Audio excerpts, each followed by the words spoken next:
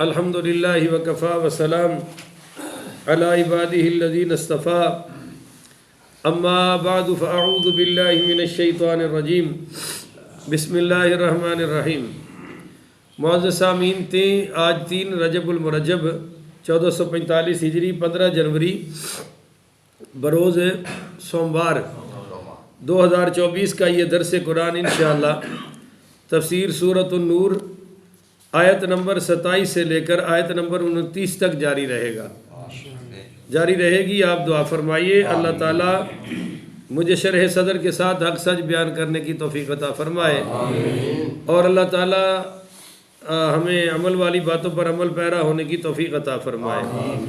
सूरतुन नूर में पहले रकू में क़ज़फ़ और हद क़ज़फ़ के बारे में सारे मसाइल बयान किए गए और उसके बाद आगे फिर वाक़या इफ़्क बयान हुआ। सैयदा आयशा रज़ी अल्लाह ताला अन्हा की अज़मत भी बयान हुई।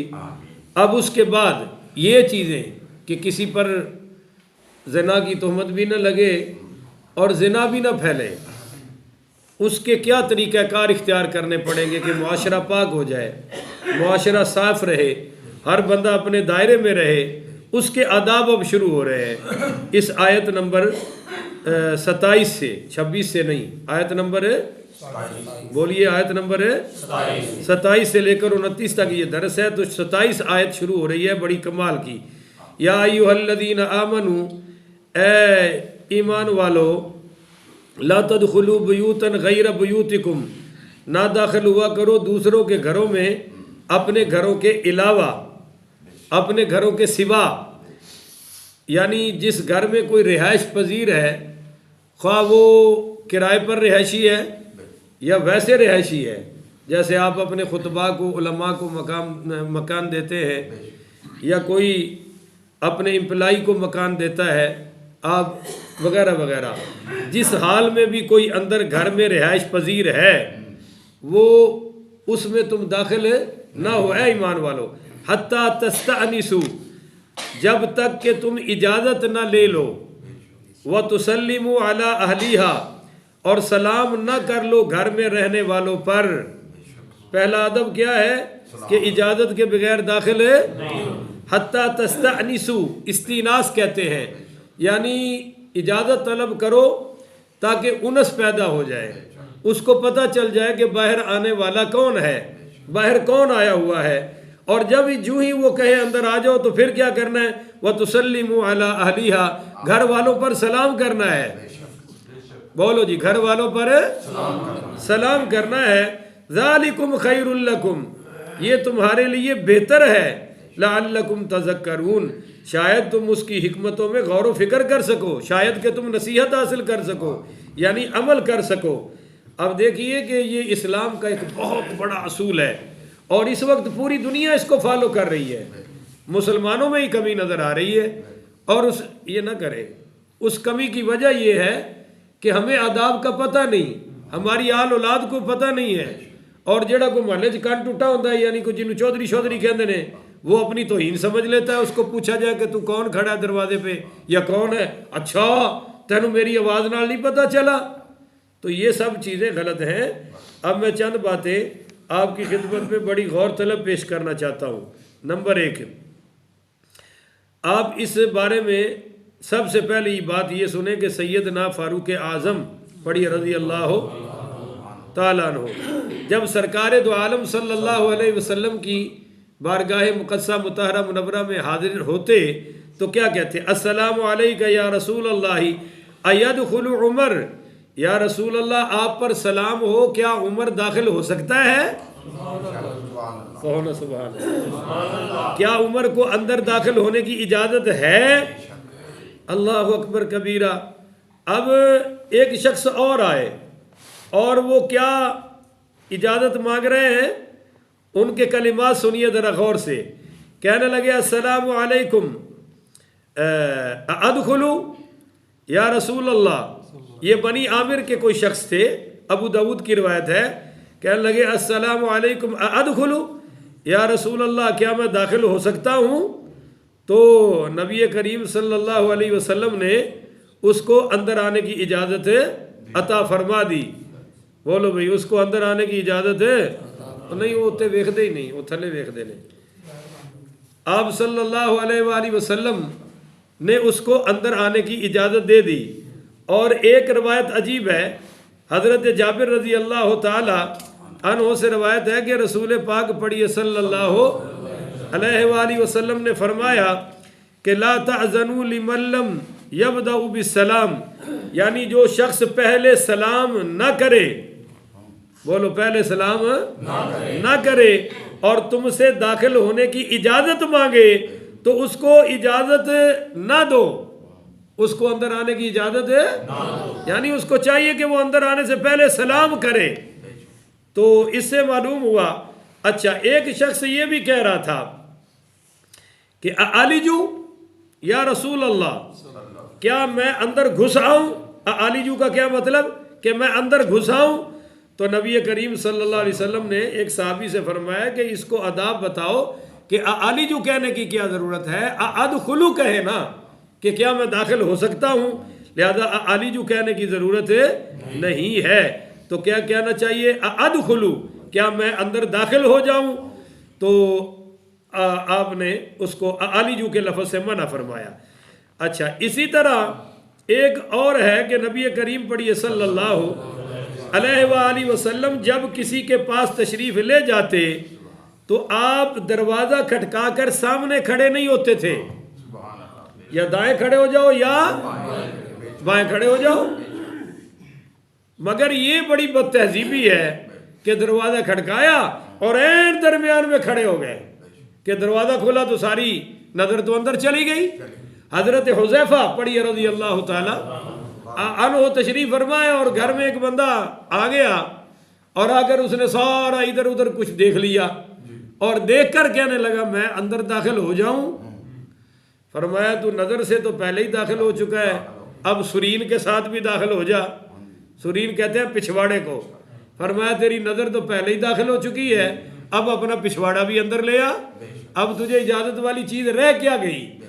देखो जी, हुजूर पाक पढ़िए सल्लल्लाहु अलैहि वसल्लम का एक अपना बड़ा कमाल का वाक़या है कि सरकार दो आलम पढ़िए सल्लल्लाहु अलैहि वसल्लम हज़रत साद बिन उबादा पढ़िए रज़ी अल्लाह ताला अन्हु के घर तशरीफ़ ले गए तो आपने इजाज़त के लिए फरमाया अस्सलामु अलैकुम व रहमतुल्लाह। तो हज़रत साद बिन उबादा रज़ी अल्लाह ताला अन्हु कहते हैं कि मैंने अंदर से जवाब तो दिया पर आहिस्ता के बाहर आवाज़ जाए ना। सरकार ने दूसरी बार फरमाया क्या मैं अस्सलामु अलैकुम व रहमतुल्लाह, उन्होंने जवाब दिया पर आहिस्ता।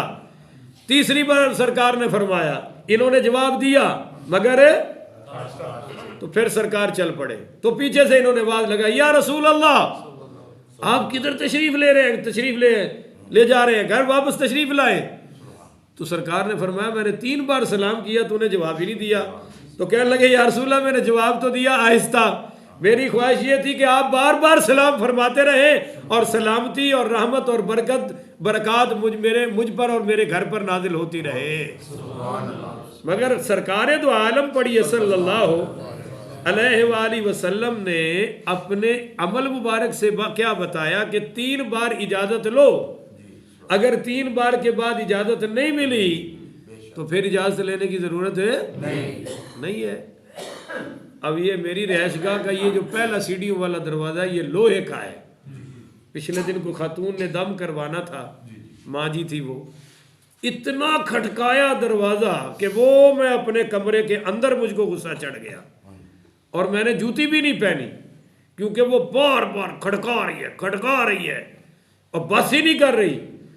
मुझे ये था कि अगर कोई और हुआ तो मैं भी ऐसी सुनाऊंगा कि ज़िंदगी भर याद रखेगा, मगर वो निकली अम्मा जी। तो फिर मैंने कहा अम्मा जी इतना नहीं खड़काई था, थोड़ा जिहा खड़काओ, अगर कोई अंदरों नहीं आया उन्हें क्या मैनू पता सी तुसी दूर हो तां मैं खड़काई होनी आ। मैं क्या तेरे हत्थां नूं पीड़ हो गई होनी, तू हथौड़ा भी एक नाल लै आना सी ताकि चंगी तरह खड़कदा है भी।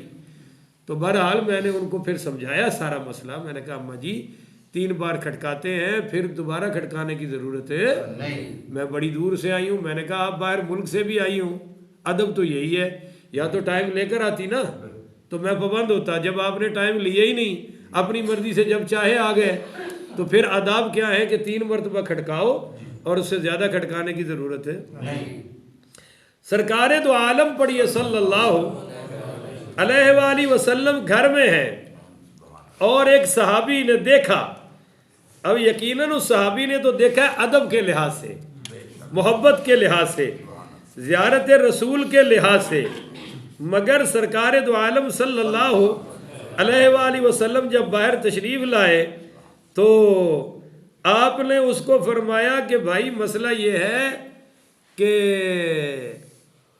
अगर मैं तुम्हें देख लेता तो ये जो मेरे हाथ में कंघी है ना, मैं तेरी आंखों पे मार देता कि तू मेरे अंदर देख रहा है। तो अंदर देखने की इजाज़त है, पर मैं जो तुम्हारे घर के किसी सुराख से या दरवाजे के सुराख से अंदर देख रहा हो, उसकी आंख पे कोई रोड़ा मार दो, पत्थर मार दो और आंख बेशक ज़ाया हो जाए, तुम पर कोई तावान है नहीं, कोई बदला नहीं है, माफ़ है तुम्हें कि उसने ये हरकत क्यों की है। तो ये बहुत बड़ा मसला है। एक मसला आजकल और चल रहा है कि भाई आप एक साहबी आए और उन्होंने दरवाज़ा खटखटाया और आकर आगे से पूछा गया कौन, तो वो कहने लगे अना। अना का क्या मतलब है कि मैं, अना का क्या मतलब है मैं, तो अना का मतलब मैं है। तो आप सल्लल्लाहु अलैहि वसल्लम ने अंदर फरमाया ये अना अना क्या होता है, मैं क्या होता है, नाम बताओ ना। मसलन हजरत अबू मूसा अशरी पढ़िए रज़ी अल्लाह ताला अन्हु, फरमाते हैं इज़स्तअज़ना अहदुकुम सलासन फलम युज़न लहू फलयुरजिअ। जब कोई आदमी, हजूर पाक ने फरमाया सल्लल्लाहु अलैहि वसल्लम, जब कोई आदमी 3 मरतबा इजाज़त तलब करे और इजाज़त ना मिले तो वो वापसी लौट जाए, उसको गुस्सा करने की ज़रूरत है ना, जाने अंदर वाले किस हालत में होंगे। अब चंद मसाइल सुनिए, फिर अगली आयत का तर्जुमा करता हूँ। नंबर 1, अगर आप किसी ऐसे घर में दाखिल हुए हैं जहाँ आपको पता है कि मेरी बेटी रहती है, मेरी बीवी रहती है, मेरी माँ रहती है, मेरी बहन रहती है, जॉइंट सिस्टम है, तो वहाँ भी इजाज़त से दाखिल हों। एक साहबी ने ये बात 3 बार पूछी, या रसूलल्लाह मेरे घर में मेरी सिर्फ माँ है, मैं उसकी खिदमत करता हूँ, फिर भी इजाज़त लेकर जाऊँ?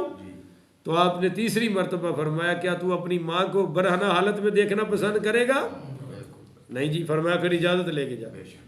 सहाबा कराम की अज़वाज मुतहरात कहती हैं कि जब हमारे खामद घर आया करते थे, वो या तो ज़ुबान से खंगार दिया करते थे, या पाँव से खटका कर देते थे, या दरवाज़ा खटका देते थे कि हमें पता चल जाए कि वो घर के अंदर आ रहे हैं।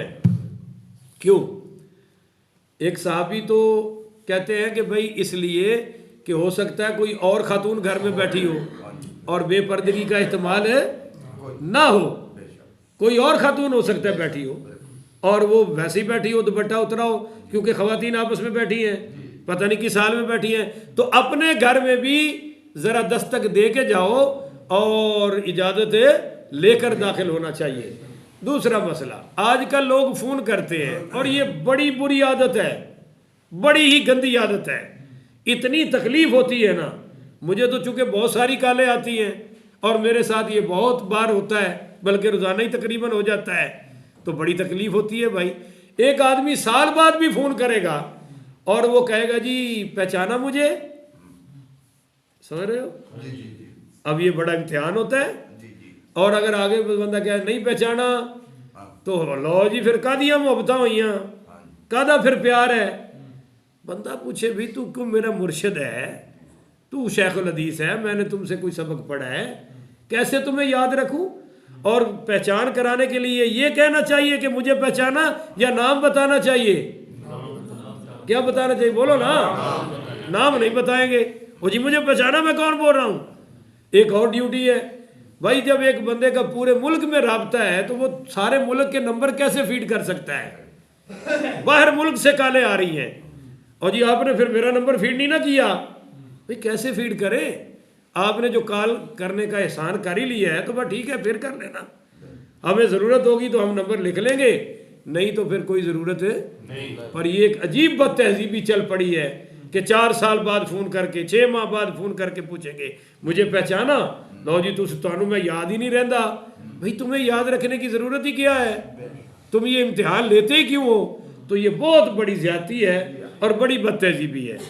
और एक अजीब बात फ़ोन पे ये भी चल पड़ी है कि जो शख्स कॉल करता है, अब मैं कल सो के उठा और वॉशरूम जाने के लिए तरस रहा था, अचानक मैं वो पता नहीं कब से बज रही थी कॉल और मैंने उठा ली, तो वो शख्स अब आगे से सवाल करते जा रहा है। मैं कह रहा हूँ ठहर जा यार, मैंने वॉशरूम से जा लेने दे।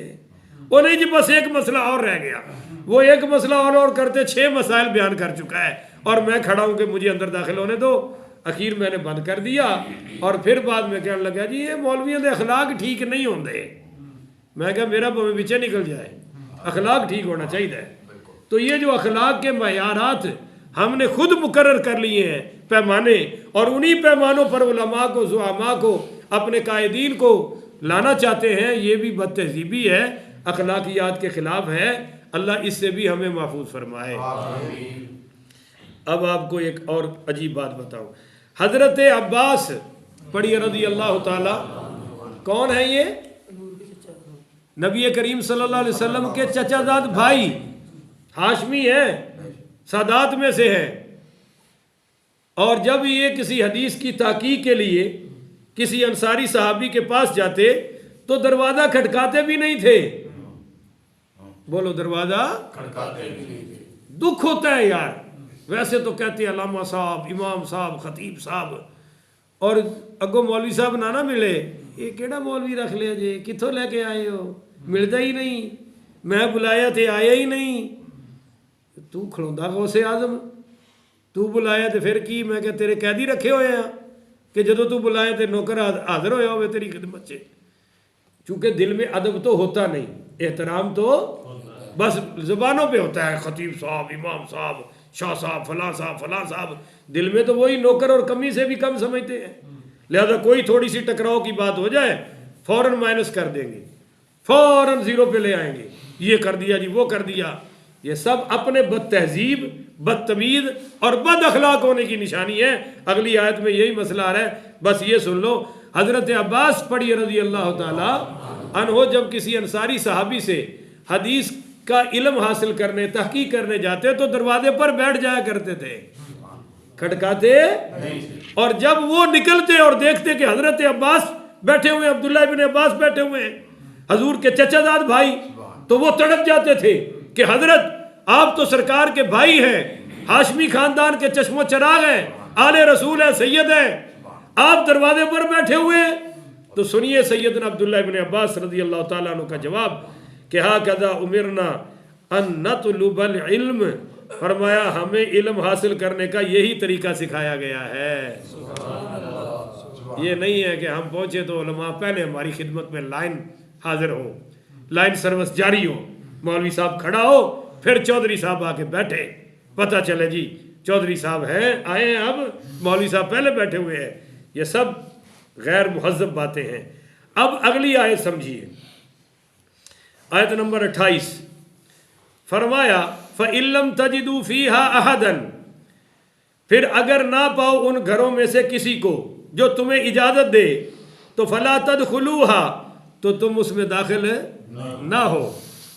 यानी आप गए हैं और घर में कोई बंदा नहीं है, बोलो ना, घर में कोई बंदा फ़इल्लम तजिदू फ़ीहा अहदन, कि किसी ने तुम्हें इजाज़त नहीं दी, तो फ़ला तदखुलूहा, तुम्हें दाखिल होने की ज़रूरत है, हत्ता युज़न लकुम, हत्ता कि तुम्हें इजाज़त ना ले लो, हत्ता कि तुम्हें इजाज़त ना मिल जाए।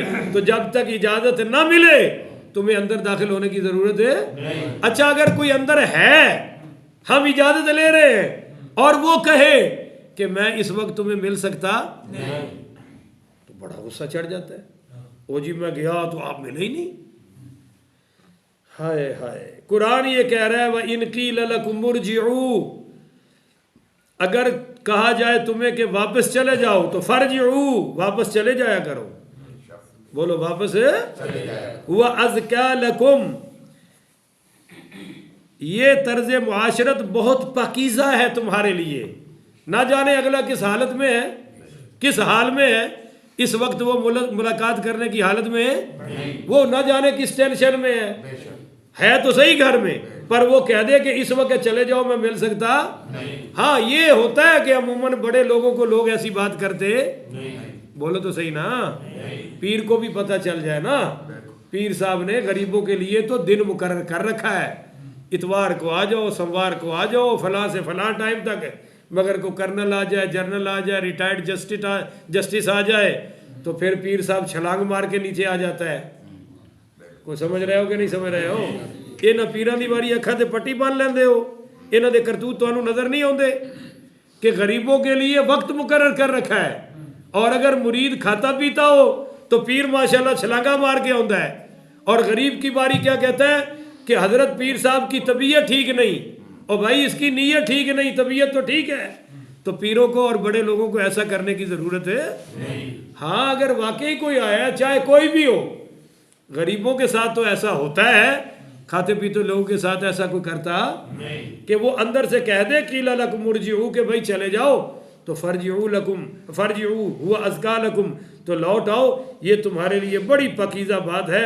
वल्लाहु बिमा तामलून अलीम, और अल्लाह ताला जो कुछ तुम करते हो खूब जानने वाला है। अल्लाह देख रहा है कि तुमने क्यों कहा कि वापस लौट जाओ। कोई मजबूरी है तो सबसे हो, ये नहीं है कि बड़ा आ जाए तो छलांग मार के नीचे, गरीब आ जाए तो कहा फिर आ जाना और फलां टाइम पे आ जाई, इस टाइम मेरे को टाइम है नहीं। पर अगर कोई वाकई कह दे कि टाइम नहीं है तो बोलो सारे मिल के, इसमें गुस्सा करने की कोई ज़रूरत है नहीं, वापस आ जाओ। तो इस पे अमल होगा कहो इंशाल्लाह। अगर कोई ना मिले तो गुस्सा करने की ज़रूरत है नहीं है। अब सैयदना सिद्दीक़ अकबर पढ़िए रज़ी अल्लाह ताला अन्हु ने सवाल किया, ये आयत नंबर 29 से पहले समझ लें।